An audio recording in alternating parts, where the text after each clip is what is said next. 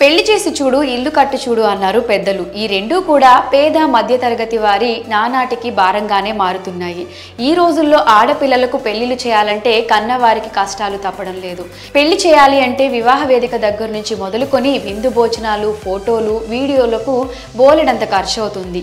అదీ కాక కట్నంగా లక్షల రూపాయలు బంగారం, స్థలాలు, పొలాలు ఇచ్చుకోవాల్సిన పరిస్థితి. ఈ సంప్రదాయం అనాదిగా వస్తుంది. వరకట్నం అంటే వరంగా ఇచ్చే కట్న కానుకలు. ఇవ్వాలనుకుంటే ఇవ్వచ్చు, లేదా ఇవ్వకపోయినా పర్లేదు. ఖచ్చితంగా ఇవ్వాలి అన్న రూల్ అయితే ఎక్కడా లేదు. కానీ కట్నం కోసం పెళ్లి పీటల మీద ఉండగానే పెళ్లిళ్ళు ఆపేస్తున్నారు. పెళ్ళయ్యాక భార్యను వేధిస్తున్నారు. కొంతమంది నీచులైతే ఏకంగా చంపేస్తున్నారు కూడా, లేదా చనిపోయేలా చేస్తున్నారు. కట్నం కోసం పేచీ పెట్టే దుర్మార్గులున్న ఈ సమాజంలో అసలు మాకు కట్నం అవసరమే లేదనే వారు చాలా మందే ఉన్నారు. అలాంటి వారు నిజంగా గొప్పోళ్లే.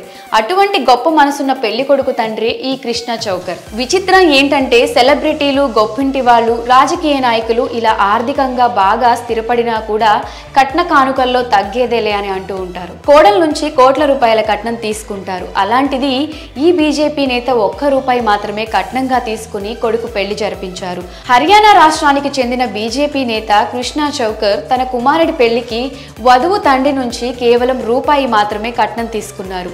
చౌకర్ కుమారుడు గౌరవ్ సబ్ ఇన్స్పెక్టర్ గా పనిచేస్తున్నారు. ఇతనికి హర్యానా రాష్ట్ర staff selection commission chairman Bhupal Singh Khadri కుమార్తె గరీమాతో పెళ్లి జరిపించారు. ఈ వివాహ వేడుకకు అతిరథ మహారథులు హాజరయ్యారు. అయితే వధువు తండ్రి భూపాల్ సింగ్ బంధువులందరి ముందు వరుడికి 7 లక్షలకు పైగా కట్నం అందించారు. ఆ సమయంలో వరుడు తండ్రి కృష్ణ చౌకర్ కట్నాన్ని తీసుకునేందుకు వ్యతిరేకించారు. లక్షల రూపాయల్లో కేవలం ₹1 మాత్రమే తీసుకుని మిగిలిన సొమ్మంతా వెనక్కి ఇచ్చేశారు. ఆ రూపాయి కూడా వధువు కుటుంబ సభ్యులు బాధపడతారని తీసుకున్నారు. లేదంటే ₹1 కట్నం తీసుకోకుండా పెళ్లి జరిపించేవారు. వరుడు తండ్రి చేసిన ఈ పనికి అక్కడికి వచ్చిన అతిథులు ప్రశంసలతో ముంచెత్తారు. మీరు గొప్పోళ్ళు స్వామి అంటూ కామెంట్స్ చేస్తున్నారు. మరి లక్షలు కట్నం ఇస్తున్నా కాదని ₹1 మాత్రమే తీసుకున్న పెళ్లి కొడుకు తండ్రి గొప్ప మనసుపై మీ అభిప్రాయాన్ని కామెంట్ సెక్షన్ లో కామెంట్ చేయండి.